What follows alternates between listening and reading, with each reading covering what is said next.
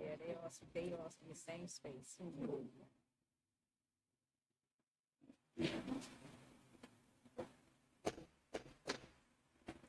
I would like to call the February 22nd Receivers Meeting with the public to order. Would everyone please stand for the pledge of allegiance? Of the United States of America, to the republic, one nation, under God, indivisible, with liberty and justice for all.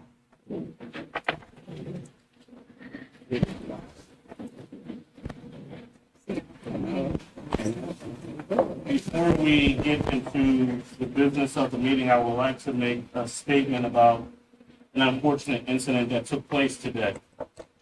I'm sure many of you have heard that something happened at Coosa today. Around 9:15 a.m., there was an incident in one of our kindergarten classrooms. Unfortunately, a student experienced a mental health crisis, and as a result, 3 other students were injured by a pencil. Our school nurse quickly evaluated and treated the injured students, and we had emergency medical services and local law enforcement on the scene to help out. I can't thank our security officers and staff enough for their quick action and keeping everyone safe. We've taken the necessary steps following the incident. The student involved in the crisis was taken home with their parents, and we're handling things accordingly and as to protocol. We know this can be unsettling, but please know we're here to support everyone involved. Also, before we get started, I will also make a statement. On last Thursday, the Chester Upland School District Elected Board made a motion and took a vote to appoint to an expired seat that they have present. And I just want to say that the vote will stand as is. The board voted the way that they voted. The individual that they voted in will be seated and sworn in. All right. Dr. Mumeen, well, I should say this. You all know who she is. Right? Miss, congratulations.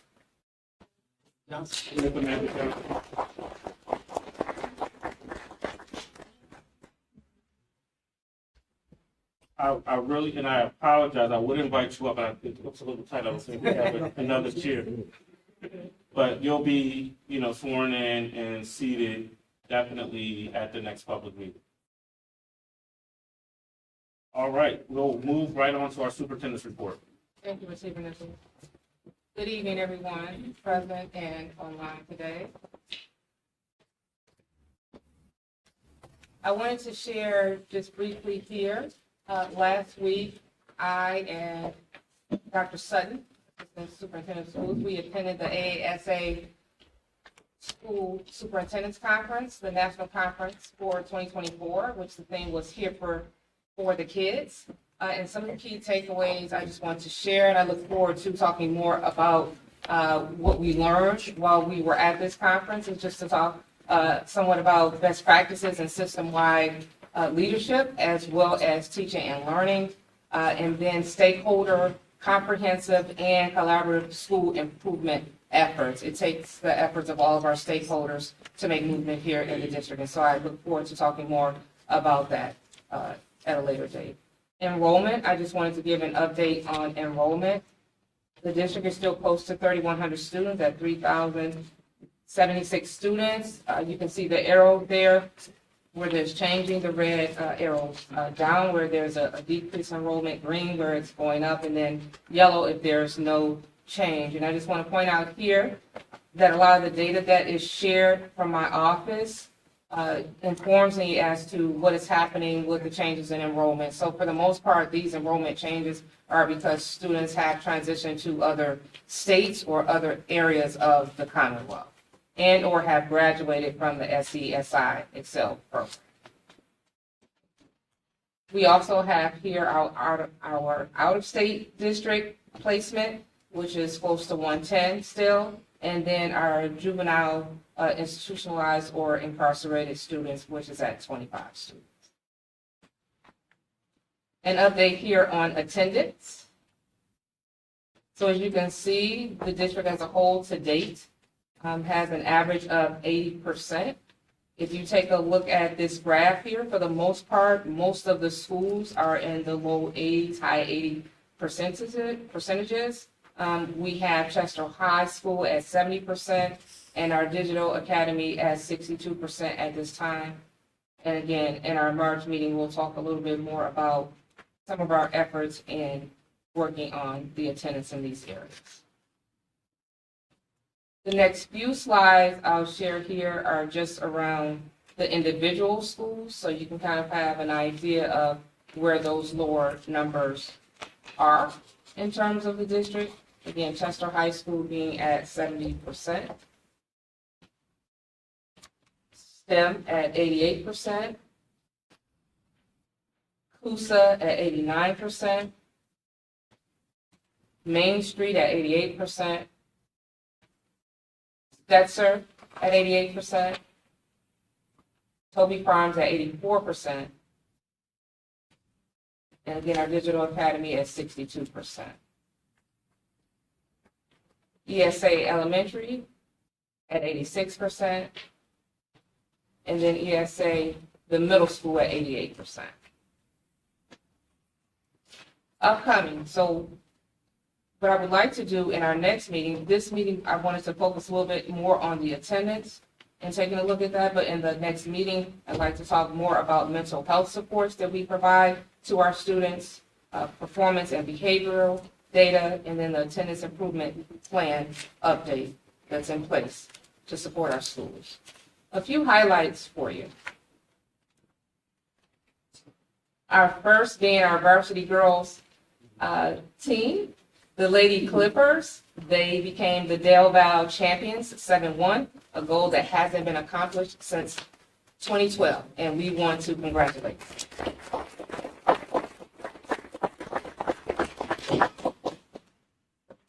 Next, we have our players and cheerleaders that were honored during senior night. So our senior student athletes in the varsity boys basketball and cheerleading programs were honored before the Tuesday night's game. And congratulations to the varsity basketball team for defeating Plymouth White Marsh 59-54 on that night. They are advancing to the quarterfinals. Also, I'd like to share an update on the Heritage Bowl that is held every year. The Jeopardy-style competition focuses on African American and the city of Chester's history. Congratulations to Coosa on winning this year's Heritage Bowl.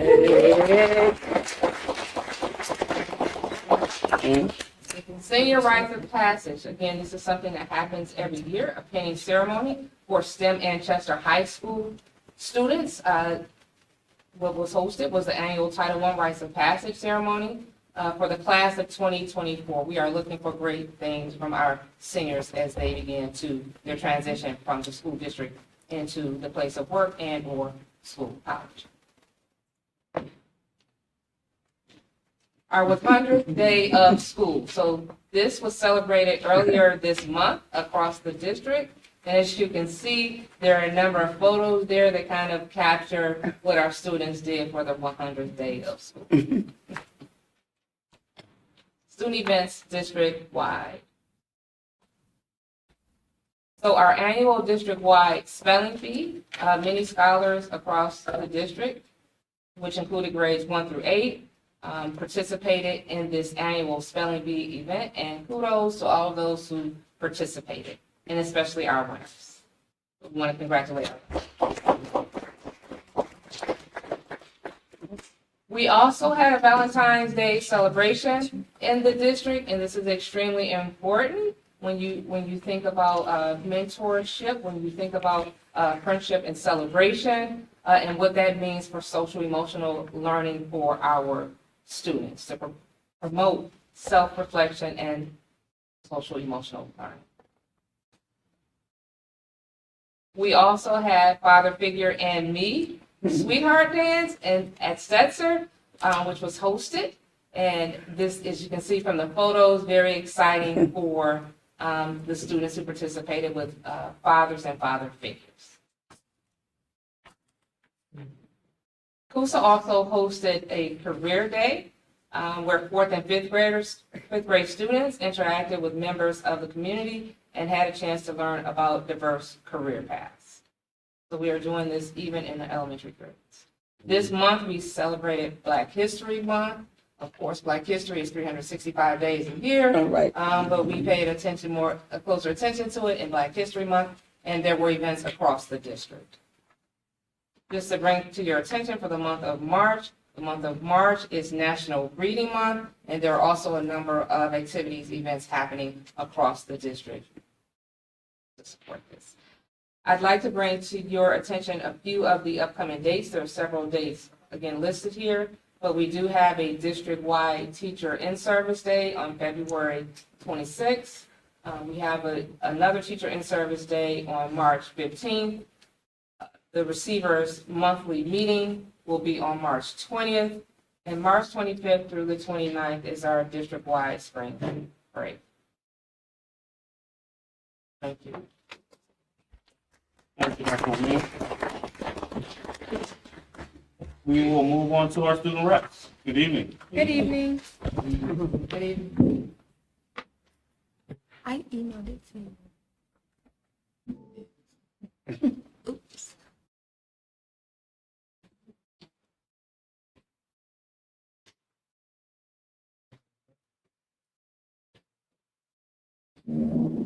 I should apologize and allowed our technical assistant superintendent to tell me the order in which he wanted them to go.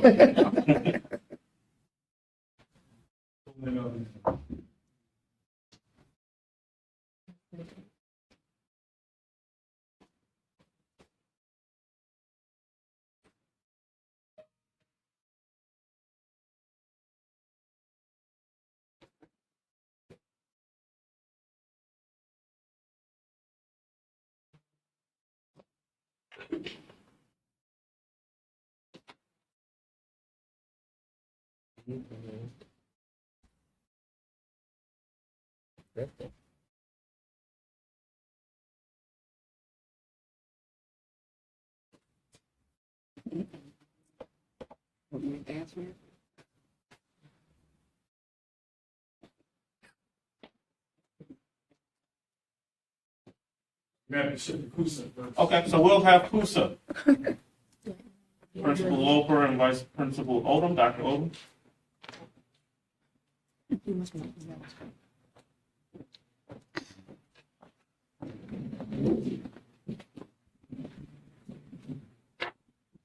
Good evening, everybody. Good evening. How's everyone this evening? Okay, so Dr. Sutton has already told all the principals that we have limited time, so I will be up here for a brief amount of time. That's all I need. Being very efficient with my time. I had to delete some things from my slides. So one of our main objectives this year was to engage not only students but families, and that's not just that's good practice, but also to assist with attendance. So as you see here, we have multiple pictures of events that we've had that not only included the children, but also parents. So from bell ringing, we had a book walk this year that we gave away several books to students. We had about 50 to 60 grandparents that showed up. There was an incentive trip to Longwood Gardens for positive behavior that also included their parents that could go.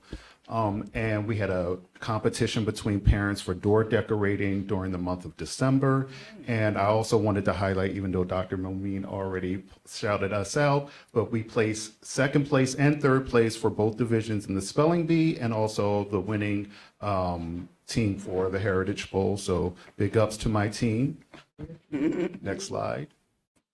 So one of our targets is attendance. So I already talked about engagement activities for our students, but knowing that that's one of our areas of need, we formed a attendance committee where we talk about specific students and their families that need to be targeted and addressed, about supports that we can put in place at school. Daily, I check the attendance to make sure that the teachers are entering attendance appropriately. And then there are weekly calls from our behavioral staff to follow up with parents to stress the importance that, and also to let them know that we have supports in place that can assist the students coming to school and coming on time. And then we meet with the parents once we can really come up with a plan of attack to address that with our building leadership. And for those most egregious truancy issues, we sent letters home from the office stressing the importance of attendance regularly and on time, because that's also a big piece of attendance. We have some students who show up a half hour late to school. Next slide. So in ELA, our scores declined 33% from fall to winter, but in iReady, all of our students made growth. And as you can see, 4th and 5th grade had huge growth from the fall to the winter, and 2nd grade had the smallest growth for 26%. So even though there's some good data, there's also some bad data as well. So there are things that we already put in place, but once we got those scores, we had to readjust to address the needs of our students.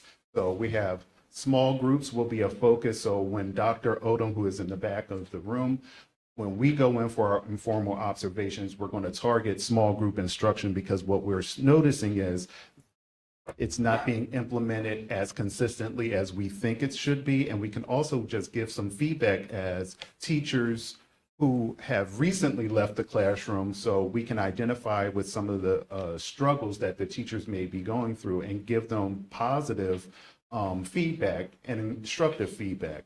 There's also effective small groups planning with our instructional coach bi-weekly. There are iReady instructional protocols, and they will be meeting with the principal team monthly to go over that, because the students need to buy in to what's going on with their data. So they need to be invested as well. We also have targeted small group instruction modeling from our reading specialist. And also, one of the things we've noticed that we've learned from some of the other buildings is that we really need to target how the teachers instruct to prepare for DIBELS and what specific skills are required in order for them to do well with the DIBELS. And then additionally, we have enhanced core reading instruction that we've been getting mentoring and coaching for. That is a new phonics program, and we've started that. It's a slow rollout because it started in the middle of the school year, so it's difficult to shift from one thing to the next, but there's also going to be training over the summer from kindergarten and 1st grade, targeting those primary grades so that those skills are already in place before they get to the upper grades. For mathematics, our data shows that there was less growth than in ELA, so there's a plan in place for that, including First in Math targeting fluency, meeting with the principals, small group instruction, also the iReady protocols with the principals monthly, and then also modeling from the instructional coach. And then I will be in the classroom, or Dr. Odom, with the teacher for look-fors, because it's one thing to have someone model for you, but then to have someone next to the teacher saying, oh, did you notice what this person did there? Do you see how that's beneficial?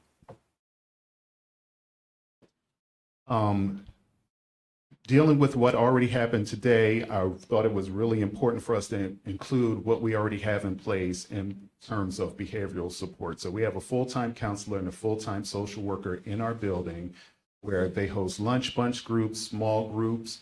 There's also mentoring, which I think was a great idea, having our older students mentor some of our younger students who are struggling with behavior, and that's worked out really well.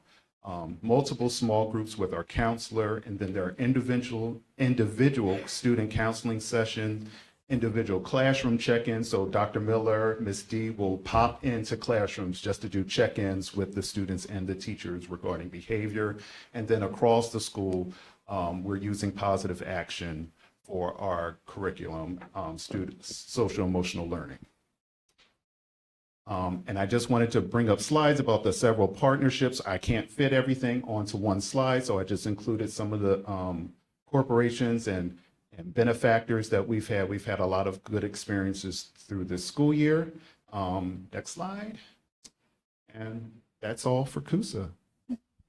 Thank you very much.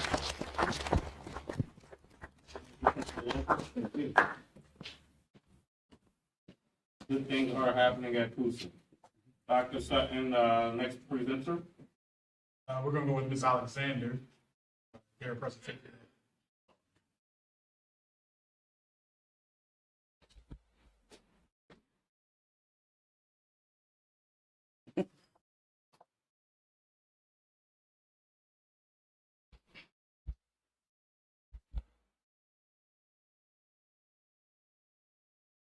Yes, we're having difficulty with the slides. Are you able to go without?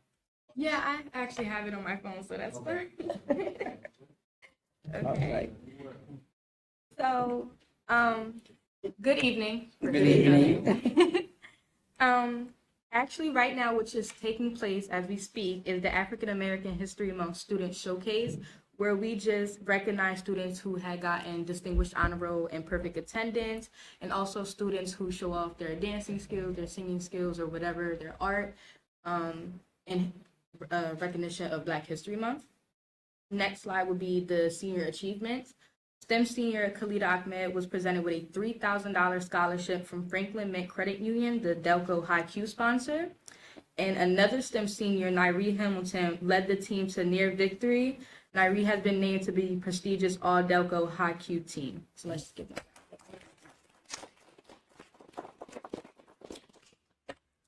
And today I joined Principal Bell and Counselor Barnes to over at the Chester Community Charter and School in Aston to speak about how to apply to STEM Academy, what we look for in a STEM student, and just encourage them to apply to STEM because we do have a lot to offer. Also, the application, we do start to take applications from March 4th to March 31st. Apply. Indoor track, so the Clippers are exceeding on the track as well. The following athletes will be competing for indoor track state championships in the upcoming weeks. Nia Jeffers, Alasia Mosley, Demira Allen, Janasia Derry, and Quamir Crosby. And also, my last slide would be about the girls' flag football team. Our first game will be on March 19th at 3:30 against Innaborough. The girls will be able to show what they have learned and have been able to achieve in the last 6 months. All I Thank have. you. Very good. Edinburgh. Edinburgh. Yeah, but our It's going to first, be here. no, so it's gonna be at Innaborough, Innaborough. but our first game that will be here will be March 21st against Cokesville. So. Okay. Okay.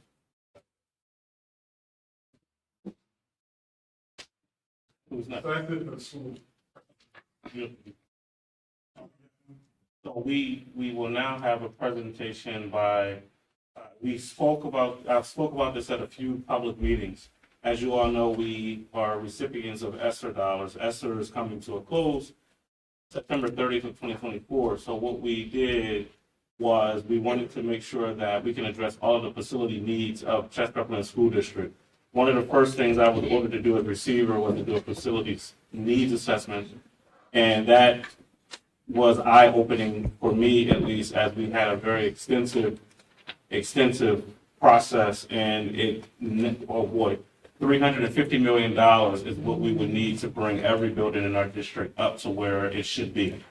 So we took that a step further and partnered with KCBA, who specializes in capital improvement plans for school districts, and they finished their facility study and wanted to present a summary for the public this evening. So I'm going to turn it over to my good friend from KCBA so that they can present that. And I will say at a later date, we will have a more intimate presentation where we'll involve students, parents, and other administrators from the school district so that they can offer comment before this is finally adopted. Well, thank you. Good evening, everyone. Good evening. Appreciate your time tonight. And as you had mentioned, we're going to give a very brief summary of a very large study. This study was conducted over the summer and the fall in conjunction with a lot of your principals and facilities directors and administrators for us to learn a lot about you and your schools, and then for us to be able to provide some information back about the conditions of each buildings and start to provide some ideas and next steps to think about investing in our schools and what are the best ways to improve some of the physical needs of some of the buildings.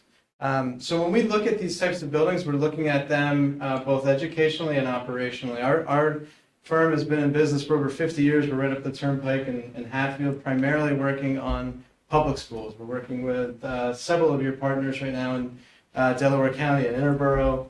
We're building a high school piece there. I don't know anything about their sports, so you can still beat them if you like.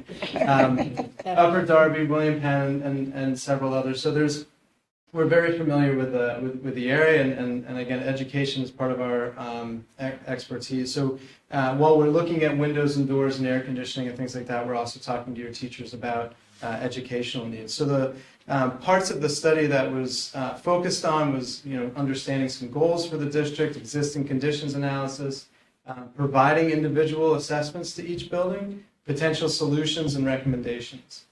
The focus was on each of these buildings. We walked through every one of them, every corner, every classroom, and studied their conditions, delivery of educational programs, and enrollment projections as well. So kind of a timeline over the summer. Like I said, in July and August is when we walked through a lot of the buildings, which is always a good time to assess buildings when it's a little hot out, and provided a summary from the end of the summer and into the fall as we started to have discussions about your buildings and some future ideas. Some of the goals that we heard from the district was providing analysis and recommendations for long-term planning. Over the summer of 23 and summer of 24, you've put a lot of money into your buildings with a lot of the ESSER money and things like that. So there has been some good upkeep going on, but now we're into 24, so what's the next step? So some of this was, all right, well, what do we do next? Where's our next investment? Certainly, as I mentioned, focus on educational environments and with a real concentration on career and workforce development positions in the high school. What types of STEM spaces, what type of career and technical education programs can we have? So again, coming back with prioritizing some of those things, how do we continue to have some infrastructure improvements, athletic facility upgrades as well, and then some always focusing on student and faculty safety and well-being. So again, there's a large study that comes with this that went into every nook and cranny of all the buildings, just to kind of a quick overview of that, just kind of functionality, general conditions, HVAC systems, safety protocol, energy efficiency, and just basic building codes as well. So there's this big menu of things, and we grade all of these subjects from 0 to 5. 5 being, hey, that's something we need to look at. 0 being something that's in pretty good shape. So when we're done, we're able to grade all of the buildings as well. So the lower the score, kind of the better, the less needs they have. So anything from 40 and above is kind of fair condition. 50 and above, you're kind of into a poor condition. There's certainly some needs that need to occur right away. So if we look at each of the schools and kind of look at that FCI score, there are a lot of those buildings in that 40 and slightly over 50 range. There's a lot of concerns there and some things to work on. If you look at the age of the buildings as well, again, you've got several that were built in the 50s.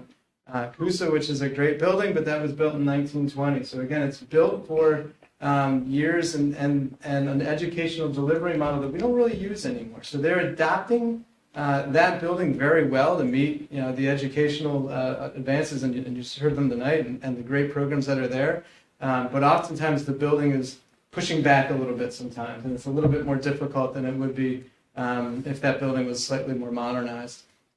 So there's a couple of things there to look at as far as the size of the buildings, the age of the buildings, and their score. And another thing we look at is capacity. One thing that was very striking to us is the overcrowding of a lot of your elementary schools. Anytime you're above, say, 85%, that's getting really full. Now you're above 25 kids in a class. You're really kind of stretching the limits of what that building can offer. So in the elementary schools, things like Main Street and Coosa as well were pretty high. But then what we saw down in the high school and the middle school areas, well, that's pretty low. This high school building, for example, is huge. And according to our kind of analysis and how we would look at things, this building could hold twice as many students. So this is really large, has a little bit of extra space, and then there's some other areas that really need some additional space. So how do we kind of accommodate that? Maybe move some kids from one school to another, or start to think about some reassessment of how your grade alignments occur to try to even some of that out. So I'll share with you Main Street and the high school, and again, a lot of the other reports are in that larger program. But we looked at each building and kind of took those scores from the FCI scores and kind of broke them apart. And this is very similar to a lot of the other schools. There's some issues with site work, paving here and a curb there, and just some security or safety ways that we were concerned about at the site. Building exteriors, they're in fair condition. Some have been replaced with windows, a few need maybe a new roof. But really the focus in most of the buildings was building interiors, meaning code compliance, ADA compliance, that's just handicap accessibility, some of those educational goals and spaces like that needed to be fixed, and then mechanical, electrical, plumbing. Almost every building that we look at is going to have some sort of HVAC issue. So these are pretty typical for buildings of that age. And in this area, a lot of those buildings have interior issues and mechanical issues. So that's pretty similar throughout. And if we look at this high school building as well, kind of the same thing. The interiors, again, here you've got more space than you need, but it's about creating some updated spaces, certainly, again, that focus on STEM education. One thing to note here is the rather large floodplain that the building sits within. That red line is somehow the property line, so it kind of jogs in and around and things like that, but there's a large section of the property that's actually in a floodplain. That's fine for parking and fields, but not necessarily something that you may want to expand the building in the future or build possibly something over there in the future as well. And then, of course, there's the abandoned elementary school that's, and walking through that is not a building that we think would be a school ever again. So that's a building that we would recommend looking to take down at this point, because any type of money that you're putting into it really is just kind of a waste of an investment. So we thought we'd show you this property line here, kind of how it jogs around and really how close you are to the floodplain from the creek coming up over its banks. So a summary of each, and you'll see kind of in red, every one of these kind of says, air conditioning is not provided in these spaces. And when we talk about air conditioning, it's not necessarily just 72-degree air, it's also indoor air quality. So a lot of the things that you've been working on and investing in with your ESSER money has started to address some of those. But really in all of those buildings, while we're looking to upgrade, fresh coat of paint, new floors and ceilings, looking at providing fresher air, cleaner air in those spaces was something to consider as well. So each of those elementary schools and even into the intermediate school had similar, again, types of comments. Over the summer of 23 and into the summer coming up, you have done quite a few things. A lot of those have been kind of chiller replacements, and maybe not these things that people see, but making sure the heat stays on, toilet room upgrades, things like that are obviously very important in buildings. So there has been some good work. And like I mentioned, it's kind of just talking about considerations for what's happening next. So even with the upgrades from 2023 to 2024, some of those buildings have improved, but there are certainly buildings like the STEM Academy, Toby Farms, and let's say Main Street as well. Those are the three that have been targeted recently that could still have some additional upgrades. Good momentum started, but there's still some work to do on all of those. One thing, again, as I mentioned, the capacity analysis, you can kind of see this here this is last year's numbers, but it's similar for this year. With the pre-K 5 buildings are all very full. Chester High School, again, rather empty on the side. Now, this was before Edgemont was opened. Looking at that as a 2024, kind of projecting ahead and including Edgemont, that helps the intermediate schools and certainly Showalter as well. Because you're pulling 6th through 8th grade into that building, but again, your elementary schools are still very, very full. So, kind of the conclusion of the study, we said the district is over capacity in the elementary schools, a little under in secondary. Most of the facilities are in kind of fair to, unfortunately, some poor conditions in some of those areas. So, goals would be to improve the efficiency of the existing buildings. Continue those upgrades and plan for future growth. So, of course, the questions that come back is, well, how do we do that? And a couple of suggestions that were developed, again, just things that we're kind of we're in a stage where we can kind of suggest everything and kind of see what sticks. One idea was expanding Main Street because that was a site and a building that could expand, and expand that and turn it into a middle school. That would allow you to turn Toby Farms back into an elementary school. At one point, it was an elementary school because that building would work very well again as an elementary school. What you would build at Main Street would be science labs, STEM labs, and things like that for a middle school curriculum. So we always say if you have to expand, if you're going to build what you don't have. So those types of STEM-based programs and things like that could be one idea of expanding Main Street into the middle school. Those two are pretty close to each other if you look at the district map. So that would make some sense. You know, the Toby kids would end up going to Main Street for middle school. We talked a little bit about Stetzer. That is a building that the district does not own. It's actually rented from the university. It's a pretty small building, but you have, you have that as part of your groupings of buildings. So could that be repurposed possibly to a pre-K program or an alt-ed program if we wanted to move some of those elementary school kids back into some maybe expanded and larger elementary schools? One thing that was brought up a lot as well is just kind of a lack of schools in that kind of southwest area of the district. Certainly that's another area, if land became available, if you're thinking about expanding, that's a good spot as well for, again, maybe an elementary school or a K-8 model, if that was something to consider as well. When we look at secondary, we talked about expanding Showalter into a full high school. You kind of have two high schools. This building is huge and, like we said, has about 40% occupancy, and then Showalter's sort of the same. So you have some programs there and some programs here. Both buildings are bigger than they need to be for the students that are there, and both buildings need a lot of work.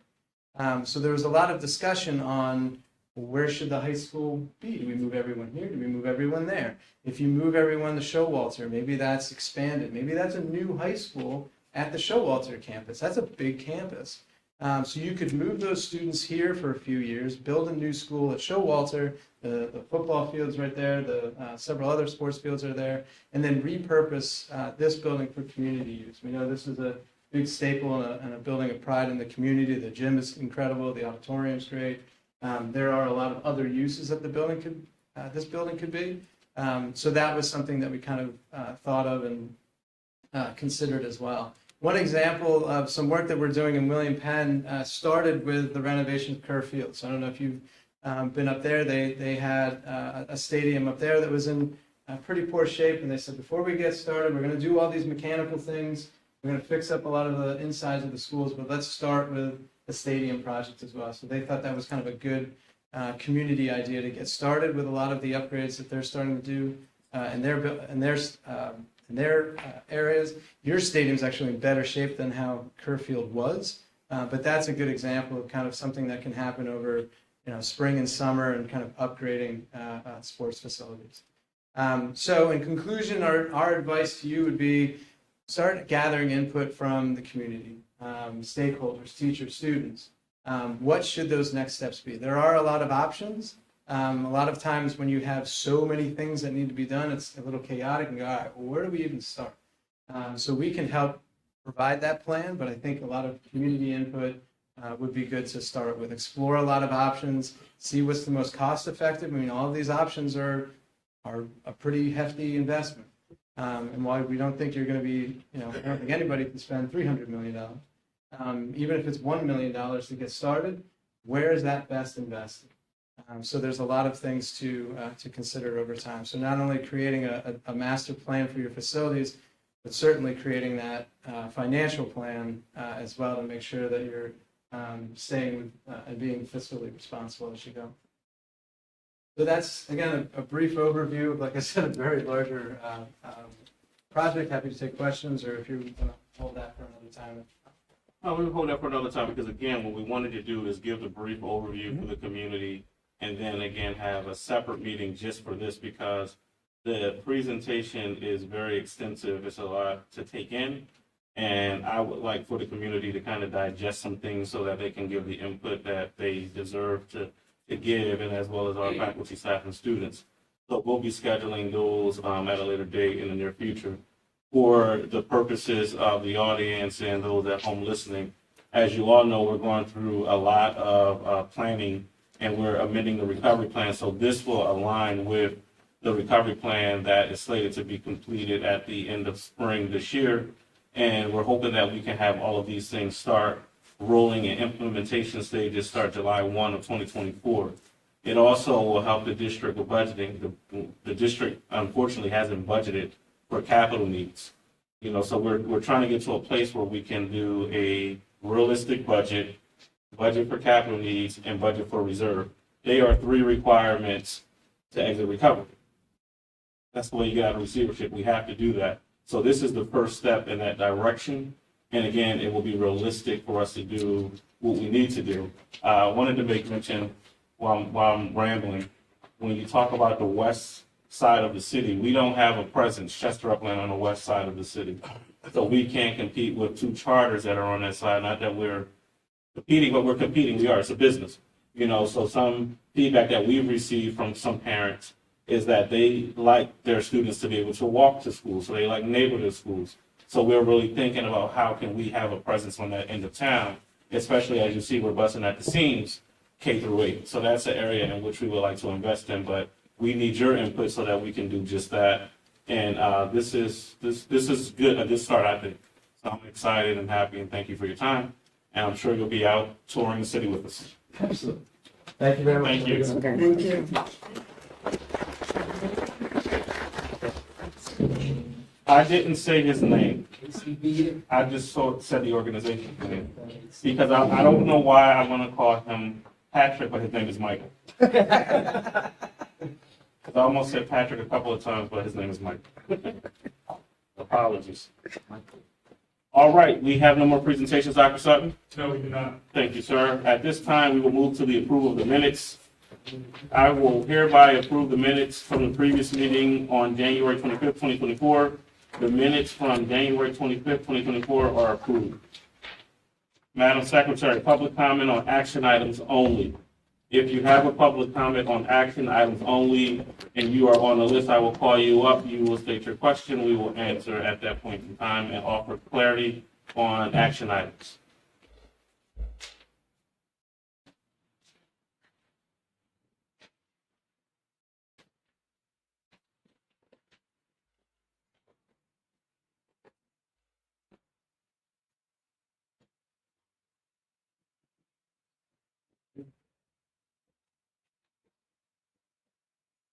All right, our first resident, Mr. Neil Mosley, folio number 491101700300.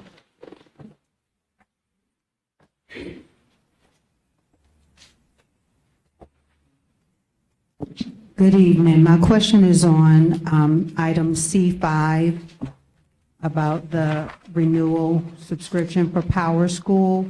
I wanted to ask if that renewal also includes any type of training or operational use or system setup so that we're effectively using this system, because I'm hearing we're having some Power School issues, and also if it will include some type of parent communication interfacing. So again, it's saying renewal, so I'm assuming we're using it already, but I'm also hearing that we're having Power School challenges. So is training included so that we are effectively using this software? So I'm going to defer to Dr. Sutton for a minute, but I believe this renewal is specific to the finance Just for piece buying- and not the Okay. piece that our teachers and students use. Is that correct? That's correct. And also, I know with the renewal, there are training hours that are baked into this particular contract for our staff, Ms. Gathers and her team, to get the necessary technical they need. Okay, but this is only. This for is the only for business. finance. I'll wait. But with the Power School 6 that we currently have, there's also training. Mr. Thompson is leading that effort. He's receiving a lot of training. That is, pretty their implementation, so we're working through, but it is. Thank you. Jamal Martin. He's left. Ms. A. Jean Arnold. 2601 McCarry. Thank you. Help me remember. I don't know if that I have questions, but I have some thank yous for agenda items here. First of all, I would like to say thank you for added explanations for some of the items. In the times past, I felt we needed more explanations, and I see that you are now adding explanations here and there. They're very helpful. Thank you for that. Thank you for C8. I see that we are going to begin work on the marquee. Yes. And so I'm very happy about that one. Then on C7, I have a question, and that is, how will our current custodial staff be affected when these other vendors come in to do the cleaning, what have you?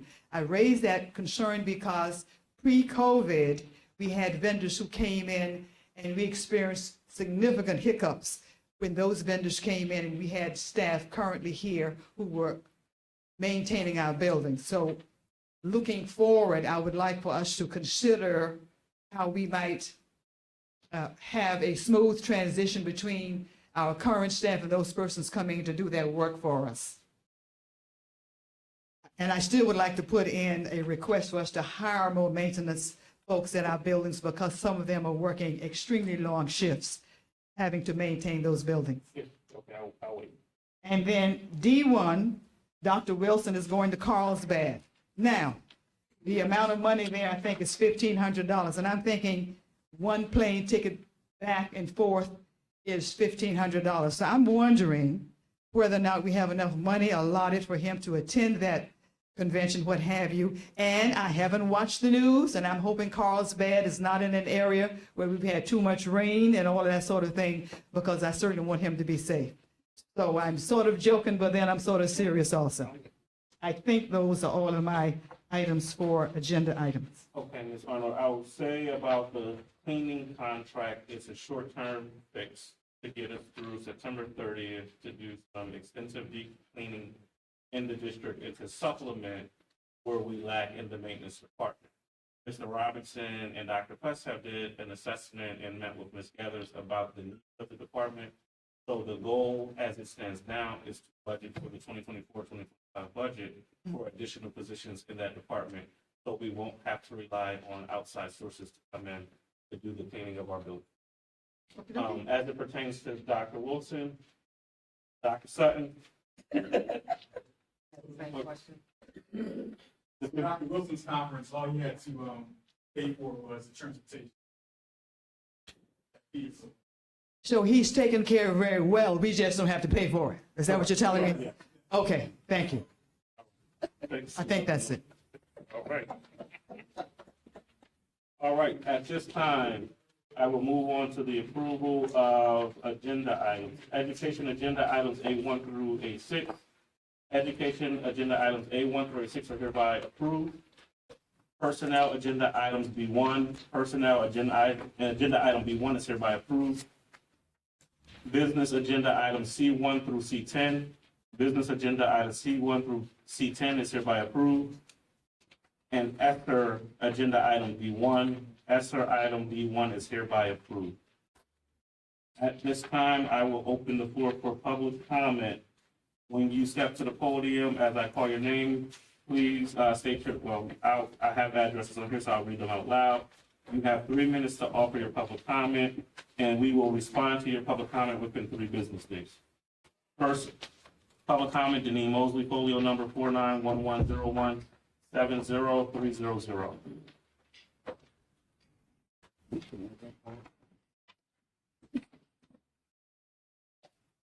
Hello, Deneen Mosley. I'm just going to pose all of my questions. Number one, how does the DIBELS requirements line up with iReady requirement protocols, especially after seeing that decrease in student performance?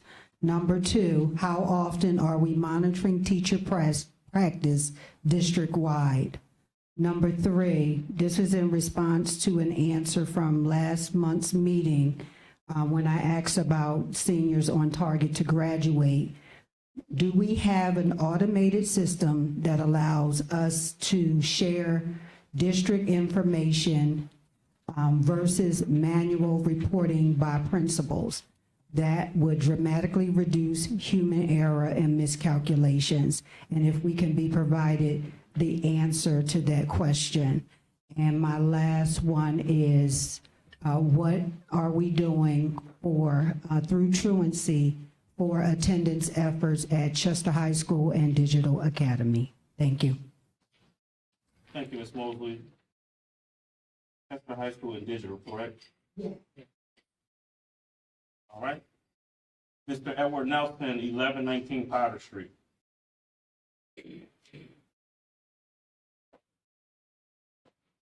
Evening to everyone. Good evening. I don't have my glasses, so I'm not even familiar with many people here. I'm coming here, I thought I never had to come to another board meeting about my children. My youngest is 26, but my daughter donated a $10,000 piece. I called. I never heard my daughter in 30 years, 30 plus years on this earth, ever use the word dad. I feel humiliated. So I know I heard the protocol in 3 days. Anyone. Mr. Nelson, we can actually speak after this meeting. And what I'll say, we can speak, I'll get into the details of what I know at least when we talk. Yeah, let's talk after the meeting. All right. Again, apologies on behalf of the Chester Upland School District. I had a conversation with two family members the day after I found out. Back when Mina and I found out, 5 o'clock when we were walking out to another meeting on a Wednesday. That Thursday, I was on the phone at 8 a.m. talking to at least 2 of your family members about the situation.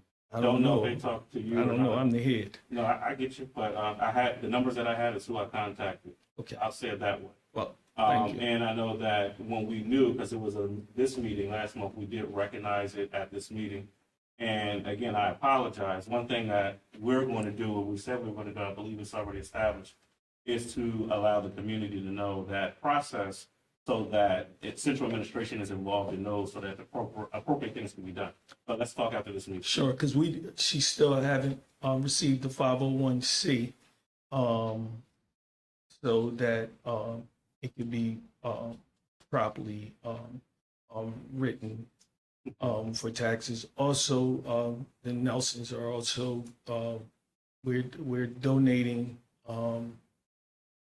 $13,000. I think is the cost for the boys' uniforms and sneaks next year. We're partnering with the mayor and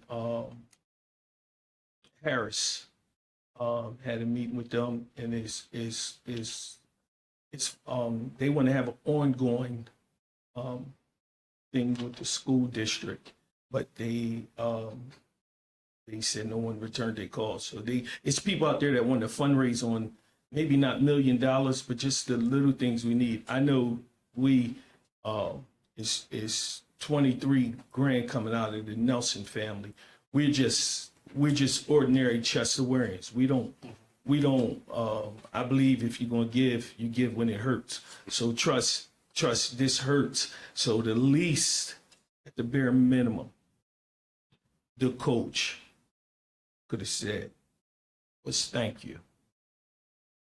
Thanks I'm for with you, having me. and I'm And glad I'll wait. I'm glad you told me about the donation that I didn't know about. Again, that Harris going to do. I talk to Harris on a monthly call once a month. They talk to me. They know me. The general manager and I have each other's cell phone number. So I don't know who they tried to reach out to, but I'm glad you told me. So now we can get it. Yeah, and go we're going through to the have appropriate something on the process. 10th. We're going to try to do the battle of the classes over there. They're giving a lot of things out, and we can talk afterwards. Hope the community come out support it. It's going to be the Friday before Mother's Day. It's going to be Harris. It's going to be something that you can come out, and we're just going to do. We're going to give the class that bring the most people out to support the kids. Harris is going to give them, present them with something. Adidas is coming out. hopefully, we can show other people that the moral of the Nelson family is that we'll take the first hit so that we have a big alumni in Chester. And if everybody come back and we start something to give $10, there's only one high school in Chester when I was growing up. That's a lot of $10. So it don't have to be 10,000. We can just give $10. And I think we need to tap into our alumni. Oh, absolutely. So thank you for having me. Thanks. You know, Thank you. Ms. A. Jane Arnold, 2601 McCarry.